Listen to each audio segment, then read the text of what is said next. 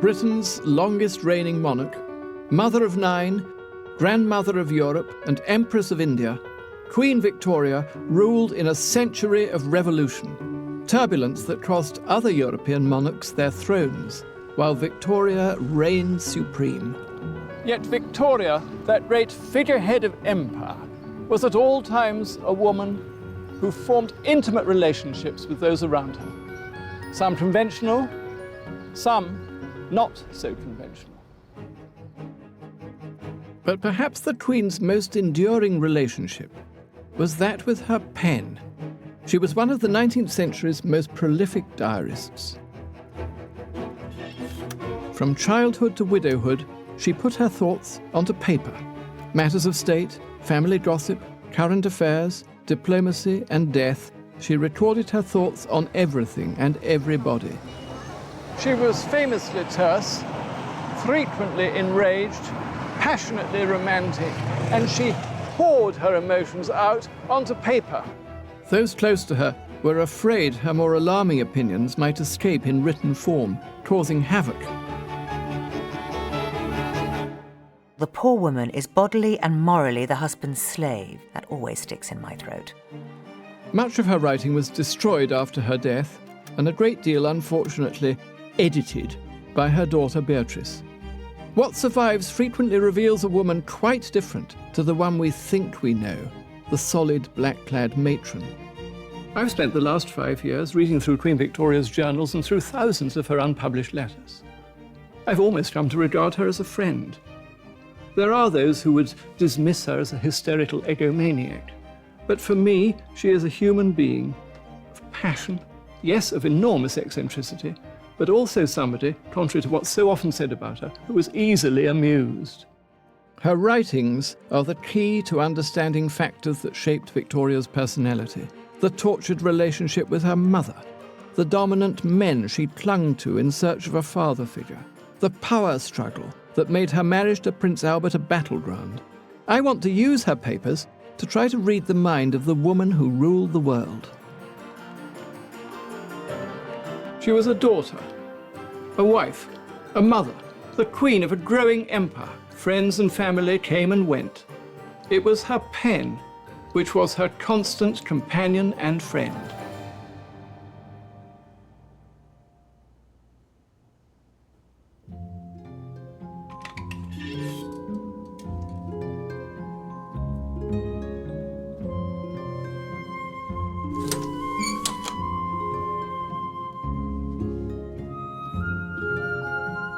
Despite running the most powerful nation on earth, throughout her reign, Queen Victoria always found time for her journal.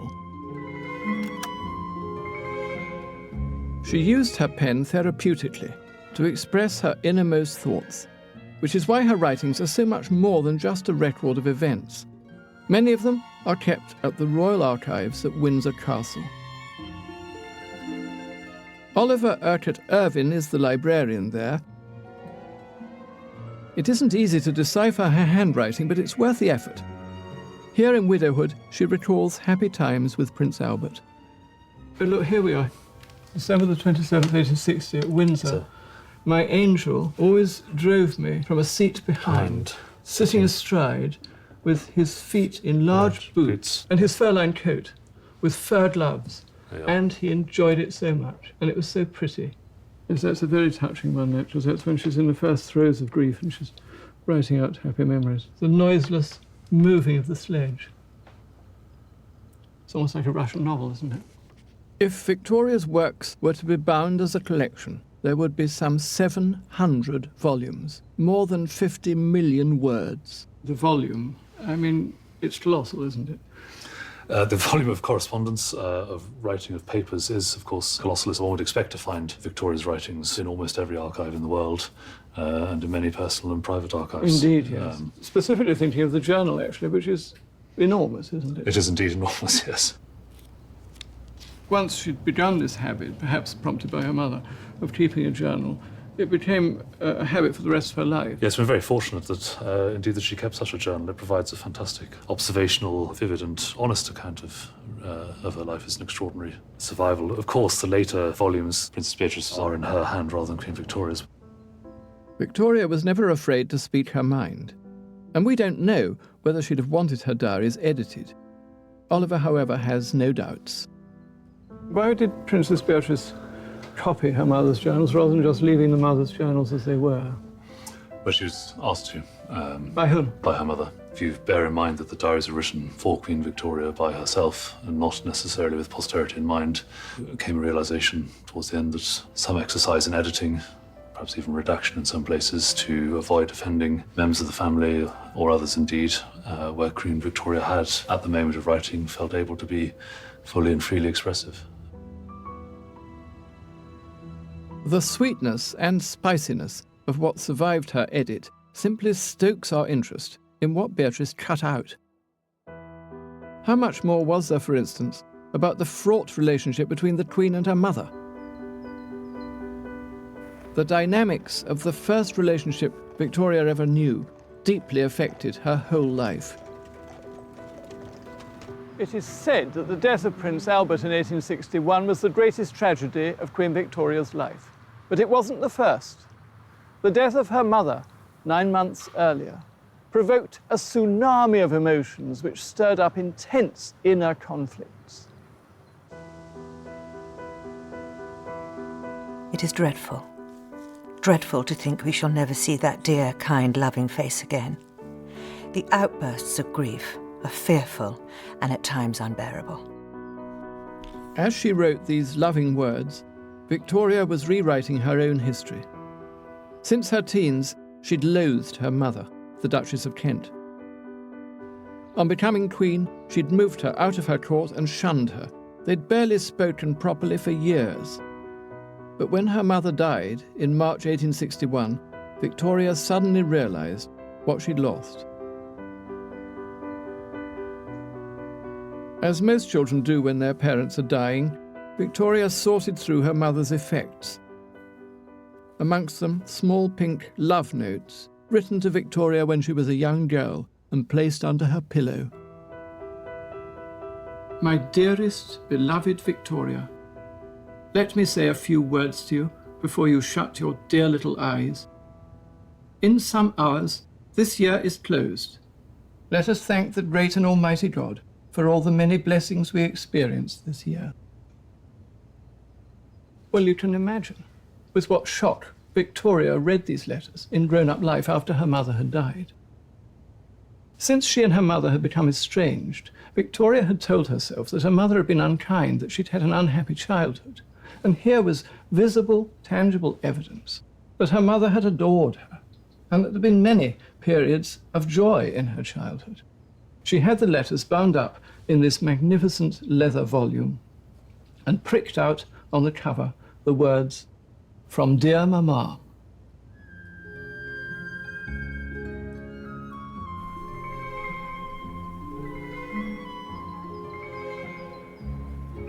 She was born in May 1819 at Kensington Palace, but it might as well have been in Germany. Her mother was German, Princess Victoria of Saxe-Coburg-Saalfeld. She barely spoke English. She was the widow of Prince Charles of Leiningen. Victoria's father was her second husband, the Duke of Kent, but he was to die just 8 months after Victoria arrived.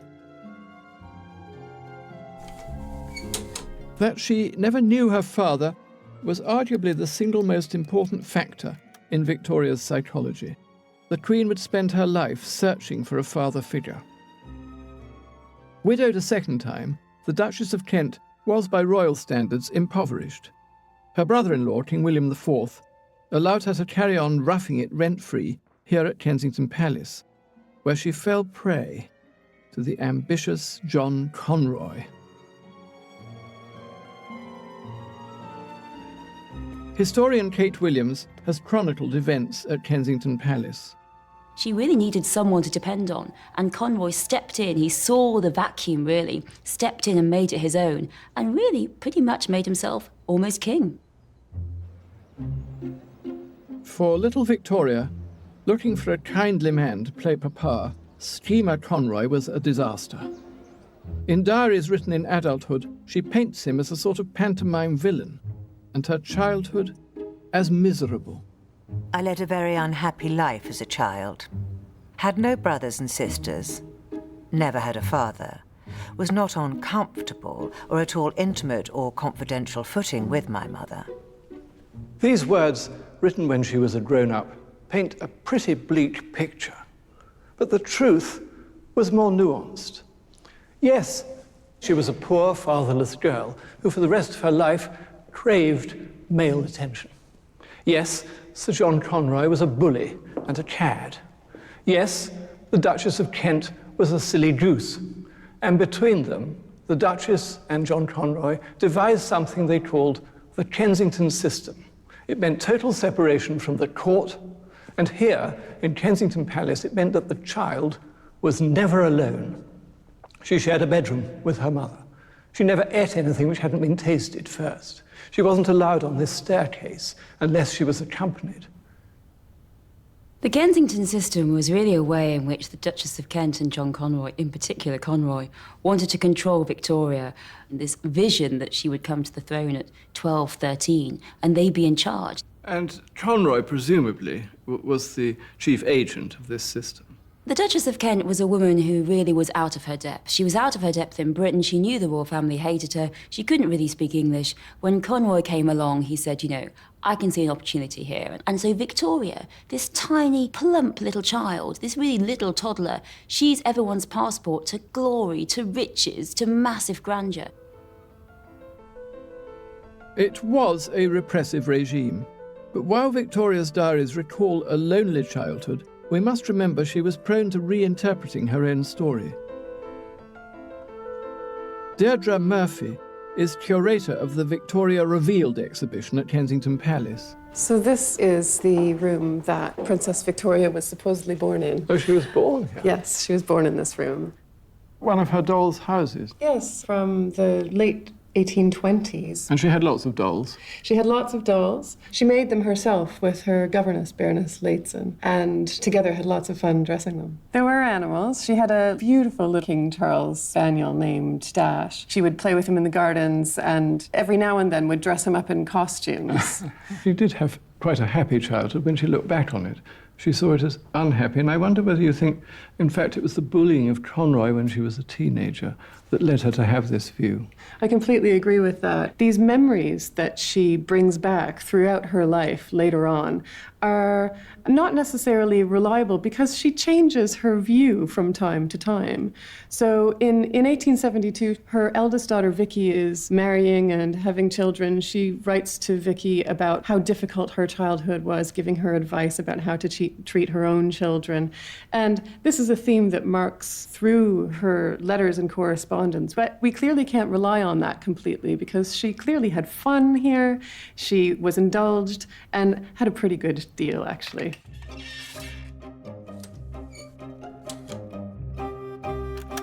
At 6:30, we went to the play to Drury Lane. It was Shakespeare's tragedy of King John. The principal characters were King John and Mr. Macready, who acted beautifully. We came to the very beginning and stayed to the very end. I was very much amused. Her mother and Latson and Victoria were stage-struck, and they often came here to the glitzy London West End. The Theatre Royal, Drury Lane, was one of their favourites. To the play, to the opera, to the ballet. You and I, to give ourselves a treat, might go to the opera or the ballet 2 or 3 times a year. Victoria, as a teenager, went to the opera 2 or 3 times a week. Victoria's family ruled in turbulent times. Her uncle, King William IV, was the last monarch to appoint his own prime minister in defiance of Parliament. The people demanded changes to the corrupt electoral system, and sweeping reforms in 1832 did little to dispel the scent of revolution in the air. Trapped in Kensington Palace, Princess Victoria was ignorant of it all. What Victoria did come to realise, however, was the future that awaited her. There were no other legitimate heirs to the throne. This young girl, 3/4 German, was next in line. And didn't Conroy and the court know it? They knew that whoever influenced this child influenced the future British head of state. which is why, when she was 13, Conroy and her mother took Princess Victoria on a tour across the country. They sensed that if the monarchy were to survive, it must be more visible. Free from the claustrophobic atmosphere of Kensington, Victoria found herself exposed to the world outside, a world of industrial change and burgeoning unrest. Instead of the safety of the nursery with her dolls, she found herself looking into the faces of the poor, grimy with smoke and soot.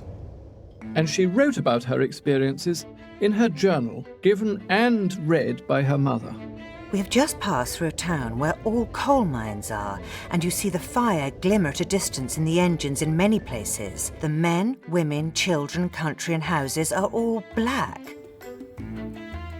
Professor Jane Ridley has written a life of the Queen. It's quite interesting. She was sent on those tours, which she rather hated, around England. And the pressure she was under, I think, is quite extreme. I think it might account for why she actually hated appearing in public later on in life. I think her mother saw keeping a journal as part of the training of being a monarch. It's fascinating. So it was, in a sense, part of the Kensington system, the journal? I would say it was. I saw a diary of somebody who was at one of these things in Plymouth. And this person noticed that at dinner, the little princess didn't say anything. She just looked round the table all the time. She kept looking. And they asked afterwards, what's wrong with this child? Why was she looking at all the people? And Conroy said, she's being trained to remember who they are. And when she gets back, she'll be tested on them by her mother. And if you look at the entry in the diary, you see a long list of names, none of whom she could have named, none of which could make any sense to her at all. It's hard to say exactly when, but by her early teens, the princess had come to see what her mother and Conroy were up to. Victoria was coming to realise her position as a pawn in the political power game. And she came to feel that her mother was siding with Sir John Conroy against her. Things came to a head here in the seaside town of Ramsgate on a fateful day in autumn 1835, when her hatred of Conroy was confirmed and she came to loathe her mother.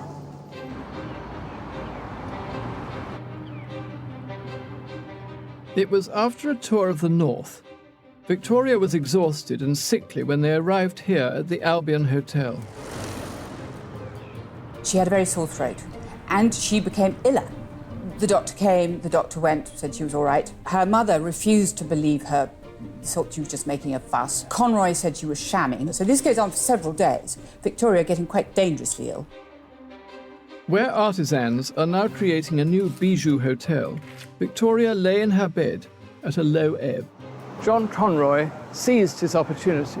He clumsily barged into her bedroom and tried to make her sign away her future powers as queen. His idea was to have a regency, with the Duchess of Kent ruling in Victoria's stead, and, of course, John Conroy ruling the Duchess. Sick as she was, the 16-year-old, backed up by her governess, Louise Leighton, refused Conroy.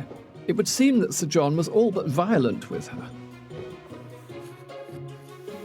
I resisted in spite of my illness and their harshness, my beloved Leighton supporting me alone. From now on, Victoria was just waiting to be 18 and rid of the influence of Conroy and her mother. She began to forget her happy childhood and dwell only on the sad things.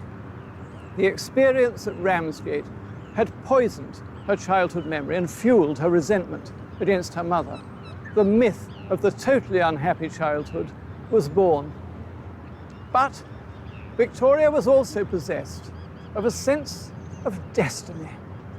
She knew that Uncle William wasn't going to be alive for much longer. The king had fathered 12 children, but no living legitimate heir. In June 1837, he died in his sleep of a heart attack. Her mother woke Victoria. I got out of bed and went into my sitting room, only in my dressing gown, alone, and saw them.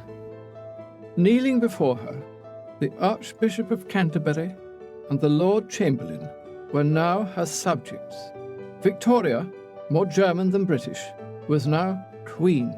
She was ready to throw herself into the role. The survival of the monarchy itself depended on her success. I am very young, and perhaps in many, though not in all things inexperienced, but I am sure that very few have more real goodwill and more desire to do what is fit and right than I have. Victoria was now free of the Kensington system and all it represented.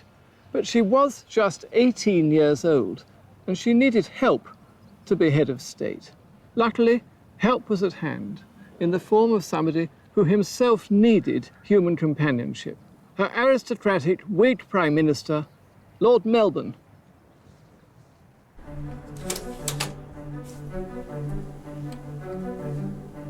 Cometh the time, cometh the father figure.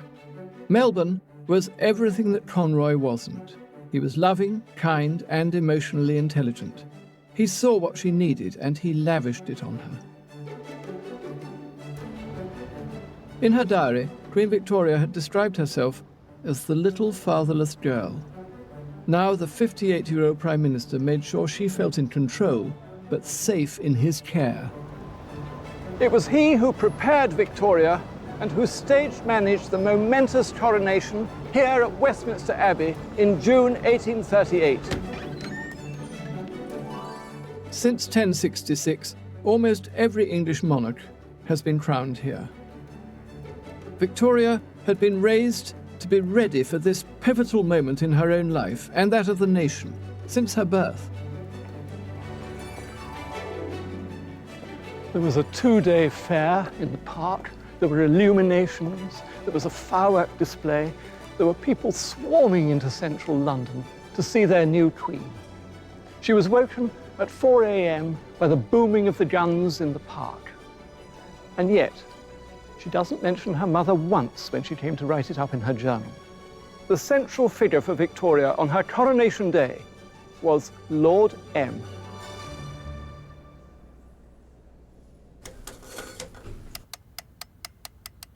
My excellent Lord Melbourne, who stood very close to me throughout the whole ceremony, was completely overcome at this moment and very much affected. He gave me such a kind and, may I say, fatherly look. First things first, Victoria wanted to get rid of Sir John Conroy. Conroy realised that his luck had run out. He wanted to cash in his chips. He claimed that Victoria had privately offered him a huge pension of £3,000 a year and an English peerage. Well, Melbourne wasn't having any of that, though he did offer Conroy an Irish peerage, which was refused. The influence of Conroy was now decisively over.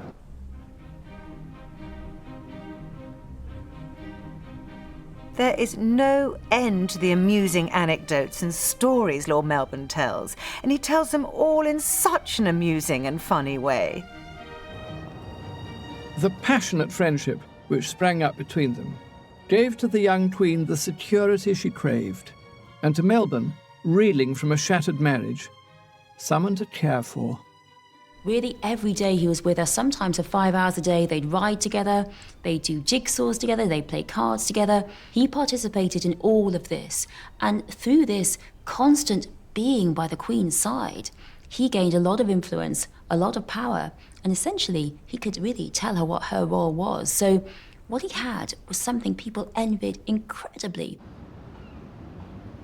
Her education started here. The journals bubble with her conversations with Lord M. They talked of everything under the sun, from French history to Shakespeare, from mixed-race marriages to Whig society gossip. It wasn't just a political process that Lord M introduced her to, it was life itself. Her relationship with Melbourne was helped along by a charming weakness on the part of the Queen. She always fell for men who made her laugh. The flirty, fun-loving teenage queen leaps from her pages. I asked Lord M how he liked my dress. He said he thought it very pretty and that it did very well. Talked of my having taken a bath, his seldom doing so. Talked of my having wished to roll in the grass when I was in the garden, which made him laugh.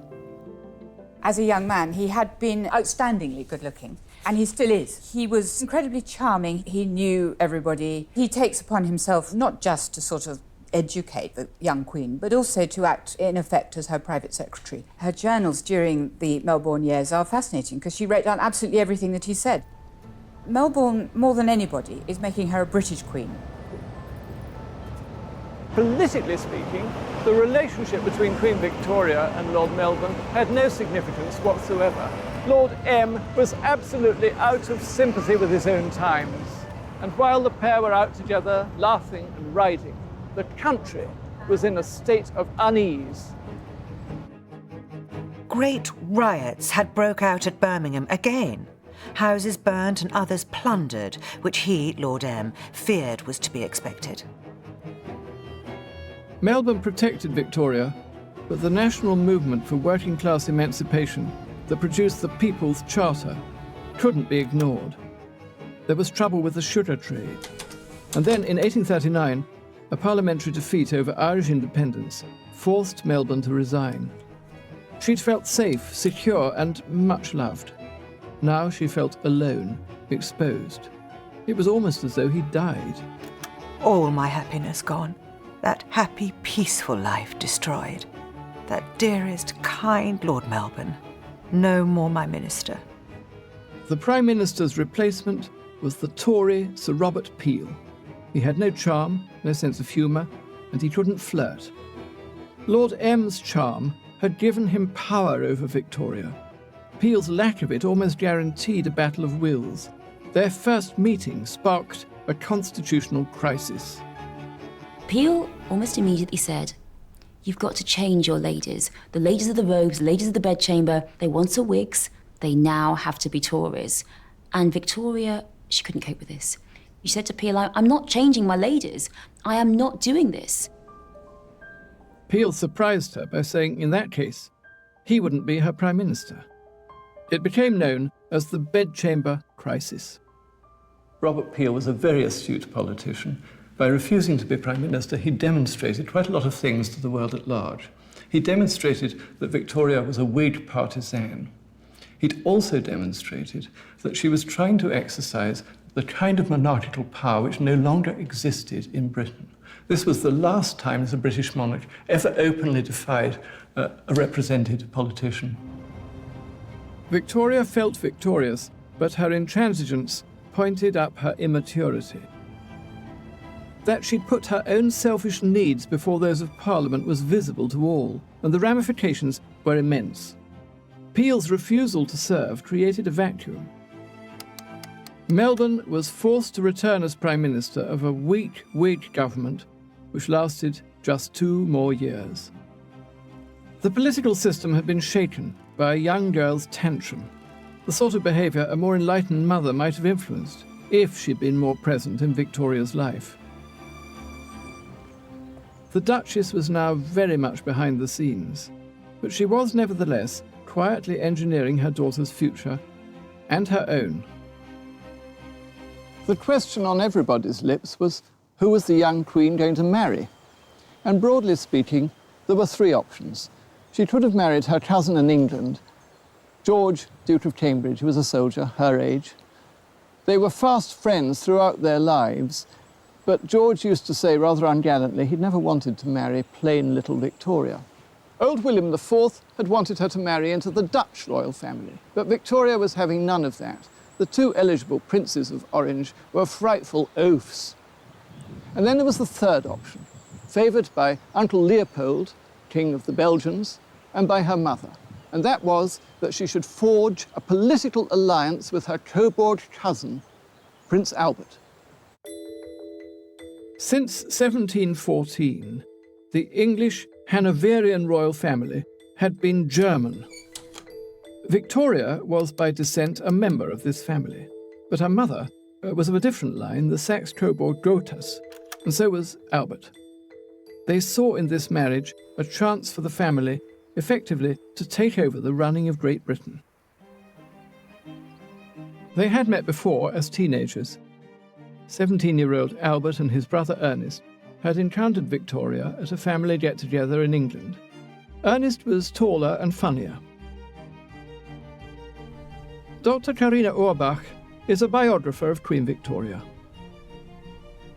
The first time he came over with his brother Ernest, she thought that Ernest was the more interesting one because that was the lively one and the fun-loving one. But when they met the second time round, then of course he had become a quite good-looking man, and it was a very hormonal decision for her to marry him.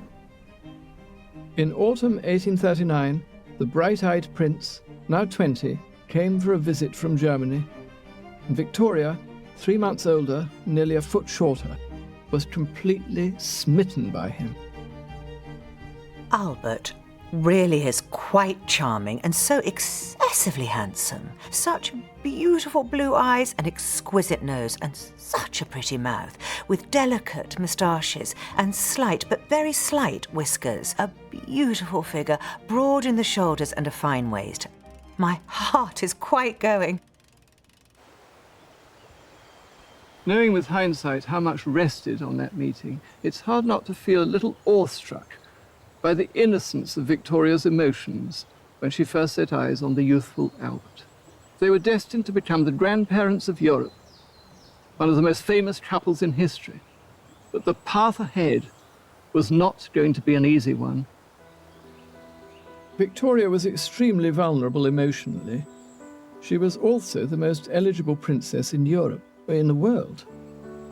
As she swooned, she unconsciously fell in with plans laid by a Grand Master of Political Manoeuvring, Prince Albert's equivalent of Lord Melbourne. This was never intended to be a love match. Of course, Albert was going to support his wife, but he wanted to influence her politically, guided himself by his own political mentor, Freiherr Dr. Stockmar of Coburg. They wanted to establish constitutional monarchy as the principal bulwark against revolution in Europe. And the best way of doing that was to marry the British Queen and have a large family. So Albert took this marriage on as a challenge. And he knew it would be tough because that's what Stockmar told him when he was about to go to England the second time. He said, do you want to do this? This is going to be a hard life. You know, you will have to help this woman in distress. That's how he sold Victoria. Albert was a controller and a cold fish, but from the first, they were passionately and physically in love. Dearest Albert took my face in both his hands and kissed me most tenderly and said, Ich habe dich so lieb. Ich kann nicht sagen wie. I love you so much. I cannot say how much. She was so besotted by Albert, by his beauty and talent, how he could play the piano, dance, and talk about her favourite opera, that she hardly realised how much of her own freedom and personality she was surrendering when she asked him to marry her. And marry they did. We both went to bed, of course in one bed, to lie by his side and in his arms and on his dear bosom and be called names of tenderness I have never yet heard used to me before. This was the happiest day of my life. There's no doubt that there was a strong sexual attraction. I think so, yes, definitely. When one reads her diaries, one is impressed by her openness. I mean, she really says how beautiful he was and how wonderful it is to be touched by him and things like that. And after they got married, she enjoyed him taking off her stockings, putting on her stockings. Yes, having intimacy for the first time, yes. So she was utterly delighted by him in a physical way. That was lucky. That was lucky. Yeah, yes. The Duchess of Kent was not so lucky. Victoria was now no longer a child and felt able to flex her muscles for all to see. She shunned her mother. The Duchess of Kent was a woman destroyed. She couldn't believe that Victoria didn't want to see her. Victoria wanted to get away from her mother at every opportunity, and the whole court saw this. Victoria confided in her journal her ongoing coldness to her mother. It has been observed that after the marriage, I kissed the Queen Mother and only shook hands with Mamma, which I said was true.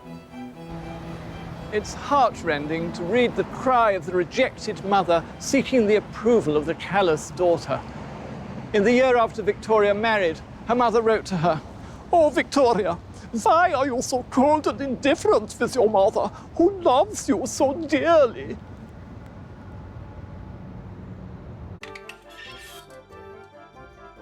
But the Queen had eyes for Albert and Albert alone.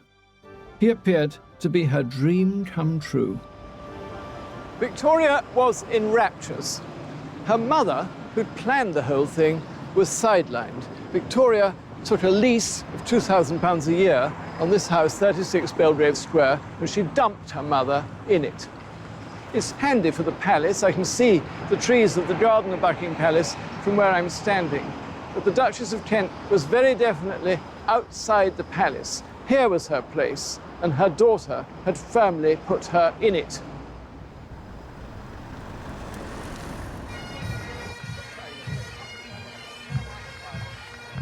What Victoria wanted now was solitude, romance, and excitement in company of her man and Superman, Prince Albert. They fled to the most romantic part of the British Isles and furthest from the London court. Soulful Albert was already homesick, and the landscape and even the people reminded him of his German homeland. Victoria, too, loved the Highlanders. She enjoyed their lack of deference, how they treated her as if she was a human being. There was a quiet, a retirement, a wilderness, a liberty, and a solitude that had such a charm for us. You can hear the relief in Victoria's words, her joy at being out of London and away from state duties.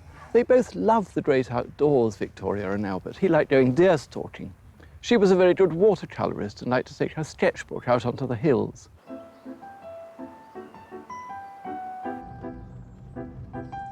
Gilly, Sandy Reed, knows the places that made her heart sing. So what were her favourite views when she was round here? Well, I think at one time she'd just love to go on her picnics and Tulloch, the hill over on her right there. That was her favourite picnic spot. She would get on the pony, ride side saddle up the hill, and he would go off stalking, and she would just wait, and they would have a picnic waiting for him coming back again. Have you heard whether Prince Albert was a good shot or not? Well, I don't think he was really a good shot, like, you know, but Was he not? he always seemed to have what you would call hard luck. In the evenings, they would retire to the homes of the Scottish nobility for whisky and flings. I danced several quadrilles and valses, finishing up with a galop with Albert. Ah, the innocence of young love. But they were in for an extraordinary journey together. Neither of them wanted to surrender their independence. Both wanted power, and more than is the case in most marriages, there were to be some furious clashes of wills. Initially, Albert thought he'd won because Victoria said she'd obey him in the marriage ceremony, but that was just for show. Victoria saw Albert as a helper. Nothing better in her vision. She was writing letters and Albert was getting the blotting paper. That was his role. He wanted to be king. He wanted to have power. Albert wanted control, and all he had to do was to let nature take its course. Within a month of the wedding, Victoria was pregnant. And when she first fell pregnant, she was pretty miserable. She just thought, this has happened so quickly. And she wrote to Uncle Leopold, who was thrilled and so excited, said, if I have a nasty girl at the end of all my trials, I'll drown it. Victoria was conflicted. She adored Albert, and he wanted more children. But with every pregnancy, she had to give him more executive power. And he hadn't reckoned on her fury. After she gave birth to the Princess Royal, Vicky, she suffered from terrible postnatal depression, and there was a most awful row with Prince Albert. There is often an irritability in me, she wrote, which makes me say cross and odious things which I don't myself believe and which I fear hurt Albert. Albert just couldn't cope with the swings of emotion and with the rows, and he wrote in despair to old Dr. Stockmar, who was both a medical doctor as well as his political advisor, for advice. Victoria is too hasty and passionate for me to be able often to speak of my difficulties. She will not hear me out, but flies into a rage and overwhelms me with reproaches of suspiciousness, want of trust, ambition, envy. She was at once furious and adoring. She missed the brief but golden period when Albert was hers alone. She was jealous of the children on whom he lavished his attention. She hated being pregnant, and she wasn't enjoying any of the children. That's really sad. I mean, in his letters, he keeps saying, "Why do you always nag them? Why can't you be kind to them?" And she didn't have many motherly feelings because she was so obsessed with her husband. Victoria was in a very difficult position. On the one hand, she was the Queen of England. On the other, she was a young married woman who simply couldn't stop losing her temper, and sometimes the rages amounted to almost madness. She was married to a cold-hearted control freak who punished her when she lost her temper. This made her feel even more inadequate, but how she strove to improve herself.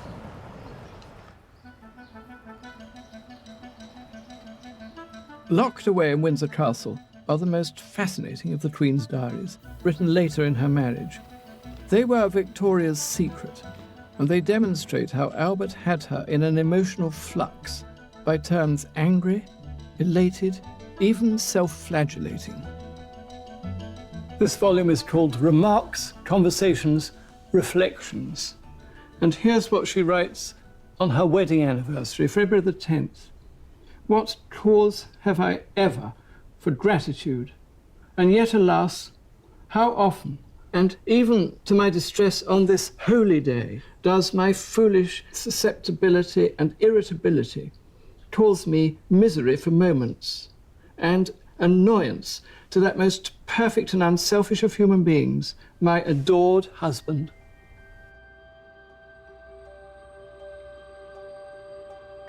She confides all these pathetic feelings about how unworthy she is and how she can't control herself. And you get the feeling that this woman has been made to feel that she is sort of inadequate in this relationship. How much do you think Albert controlled her? I think it was a controlling relationship. Victoria endlessly trying to improve herself and to impress Albert with her success in making herself a better person. You get the impression that at the end of every year, Victoria has a sort of a moral account system, if you like. She doesn't, we do our accounts. Victoria did her moral accounts. Albert was succeeding where Sir John Conroy had failed, acquiring executive power by stealth. His design was grand. He wanted to change the course of history, and the children were his weapons.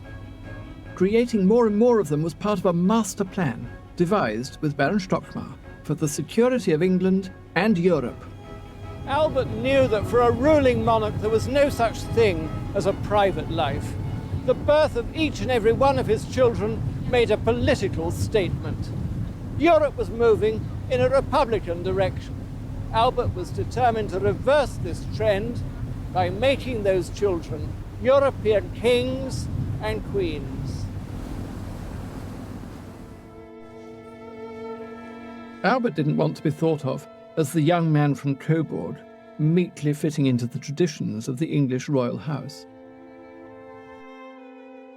He needed to be seen as a political force, and he looked for a powerful physical manifestation of his presence. Which is why in 1845 he acquired this estate, Osborne, on the Isle of Wight, overlooking the Solent, in one of the most idyllic spots in southern England. It was to be his project. He designed it, he made it. Osborne was to be the embodiment of Prince Albert's ideals of family life, ideals which Queen Victoria herself enthusiastically endorsed.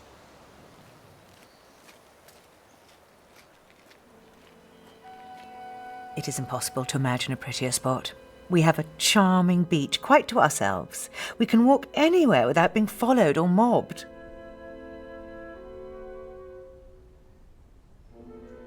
You might think you were entering the palace of an Italian Renaissance prince. of the kind that Prince Albert visited it when he was a teenager. And in a way you are, only it's the palace of a modern Renaissance prince. The architectural design was Albert's, as was the original interior decor. Every artwork and sculpture steeped in Enlightenment ideals. It was originally minimalist. The later knick-knackery and clutter is all Victoria. When they first came here, she already had 3 small children, so she happily let him take a lead in matters aesthetic. But as the family grew, so did his ambition. These desks in Queen Victoria's sitting room are a symbolic reminder of how much she came to depend upon her husband. One for Albert, one for her. Actually, it was Albert who did most of the day-to-day work of the head of state, signing documents, reading cabinet papers, and so forth.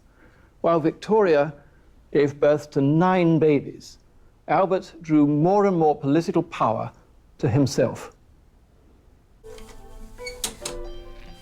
For a decade, Victoria saw Albert through a thick hormonal fog. Sometimes her resolve slipped. I am every day more convinced that we women, if we are to be good women, feminine and amiable and domestic, are not fitted to reign. The other great Victorian diarist, Charles Greville, noted that whilst Victoria had the title, after a few years of marriage, Albert was king to all intents and purposes. The royal family life was tellingly immortalised in oils by the German artist Winterhalter. When this picture was first exhibited at the Royal Academy in 1847, it was very much criticised. They thought the Queen of England lacked decorum. She was showing so much bare flesh. Her husband is extending a sexy finger into wifey's moist little palm. But what I think so interesting about this picture is that although Queen Victoria is wearing her coronet, it is Albert who is centre stage.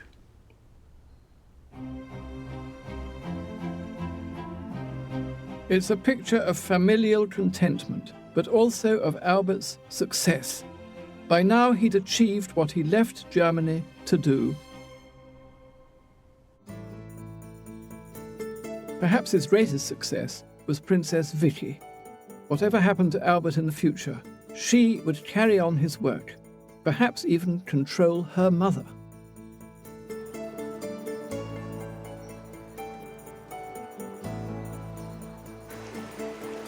The Princess Royal was every inch Prince Albert's daughter.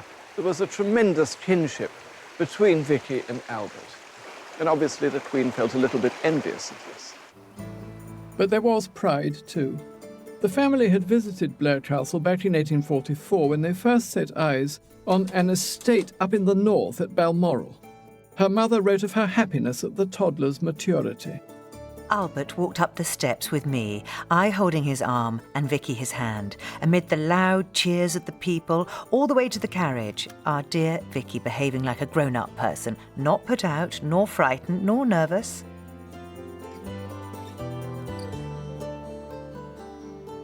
11 years later, now aged 14, Vicky was back here with the family in the landscape of the Highlands that so reminded her father, the Prince Consort, of the dear German Heimat. But this was to be no ordinary family holiday of sketching and stalking. Victoria and Albert had long planned to marry each of their children off to different European royal houses in a series of political alliances. And this, the first such political scheme, was much the most significant. The Queen had vilified her manipulating mother, but the master plan she and Albert had for Vicky was every bit as Machiavellian. She and Friedrich Wilhelm, Crown Prince of Prussia, known as Fritz, were mere pawns. Victoria put the would-be lovers in the most romantic of settings, a place she and Albert loved. The Queen knew the effect these surroundings could have on sensitive youth. The possibilities had her all aflutter.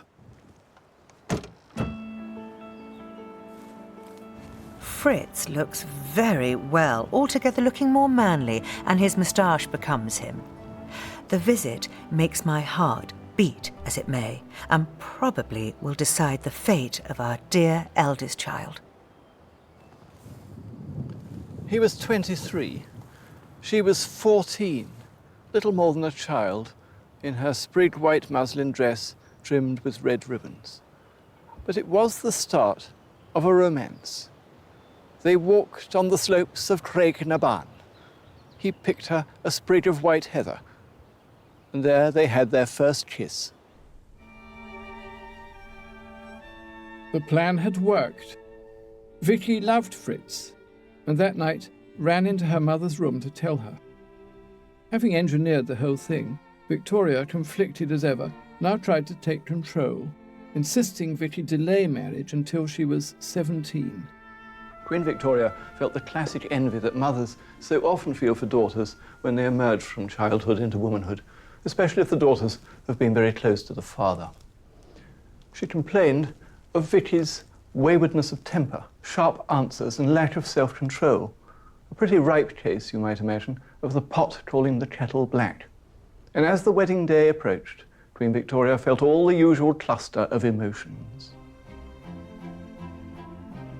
She will no longer be an innocent girl, but a wife, and perhaps this time next year already a mother.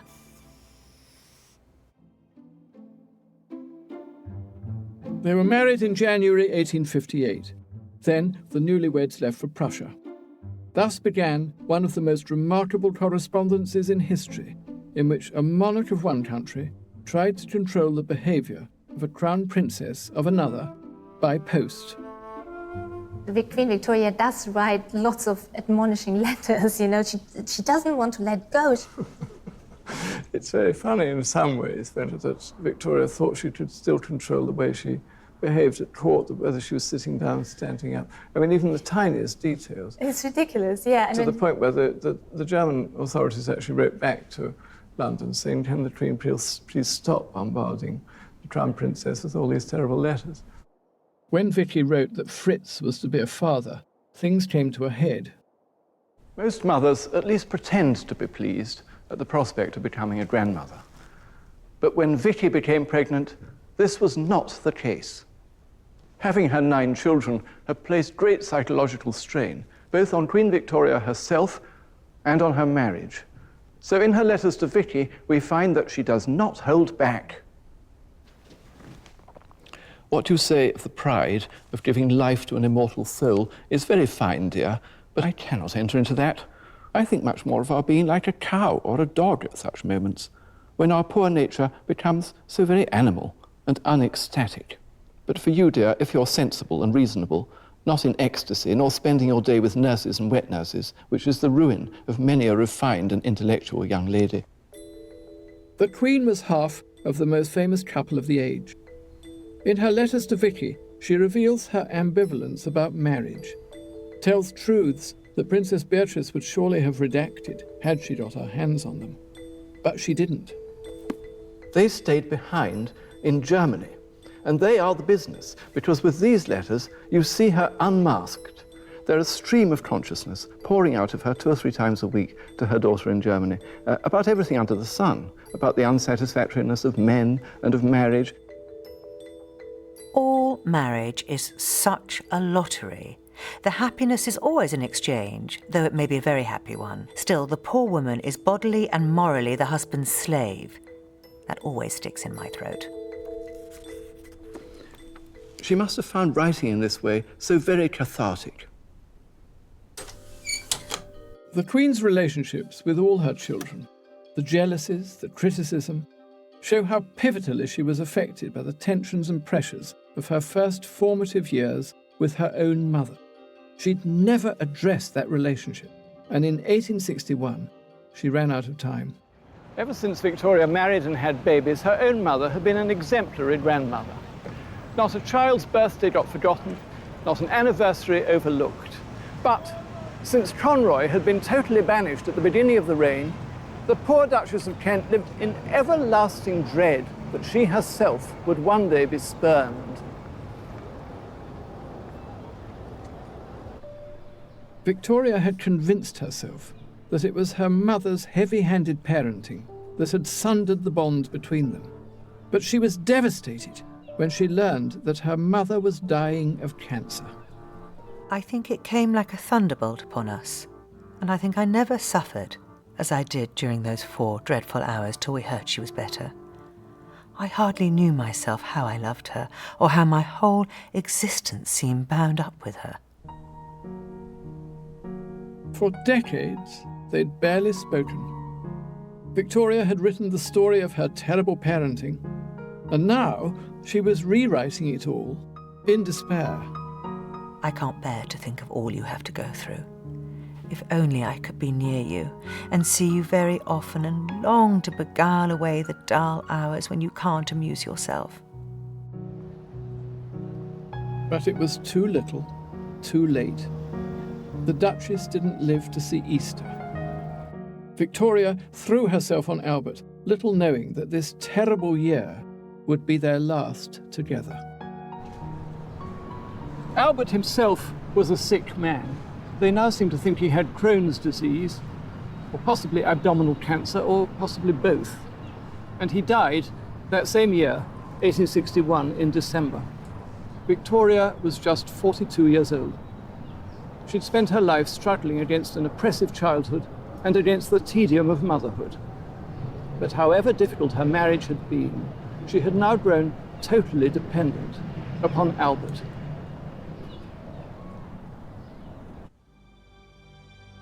Writing to her Uncle Leopold, she cried out, The poor fatherless baby is now utterly broken-hearted and crushed widow of 42. Victoria was often on the brink of instability. Now, grief precipitated a mental crisis that had some advisers wondering if she'd inherited the famous Hanoverian madness. It must be said that mourning became her, drama queen that she was. 1861 was her annus horribilis, her darkest hour. She ended it as an orphan and a widow. And it would be the making of her. The Widow of Windsor, as she would come to be known, was no longer in the shadow of her brilliant, puritanical angel, Albert. So there will be another story to be told, and it's a story of liberation from him, in which Victoria found herself alone, able along the journey to make some most unlikely friendships as she became her own woman.